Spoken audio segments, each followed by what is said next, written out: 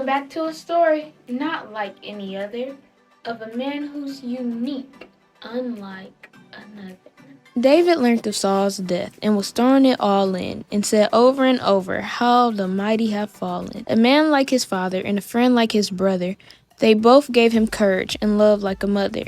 And though one may act it as if he didn't know him, this loving man David still wrote him a poem. After much grief and after much stressing, God showered David with success and blessings. With great gesture and power in all royal things, King David unified the tribes as their king, conquered Jerusalem, and then named it Zion, the city of Israel, as fierce as a lion. Go out, get the ark, lie it here in the city. We'll build up this town, make it strong, make it gritty. In this he was happy, and he started to dance, but Saul's daughter Michal took one little glance. Hail to the king, and the king people trusted, but Michal felt different, for she was disgusted. David was happy and asked to assemble a place for God, like a house, no, a temple. So God gave a promise, then David gave thanks, then military victory without any tanks. For the sake of Jonathan, he wanted to be kind, to look through Saul's family and see who he could find. Jonathan had a son, and who had survived?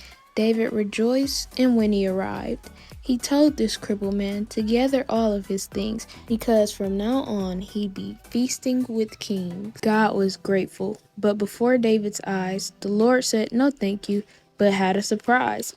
The bloodline of David had been blessed mightily, for God has told David he gave him a dynasty. His son would build the temple, but from his line would arise the true king whose glory would shine. Oh, great things for David, but just like them all, when a king rises to power, they all have a great fall.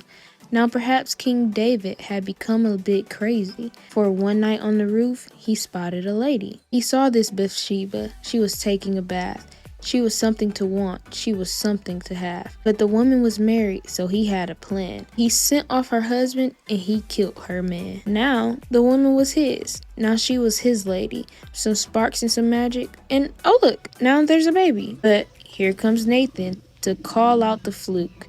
He gave him a story and then a rebuke. The man in the story, no, he didn't belong.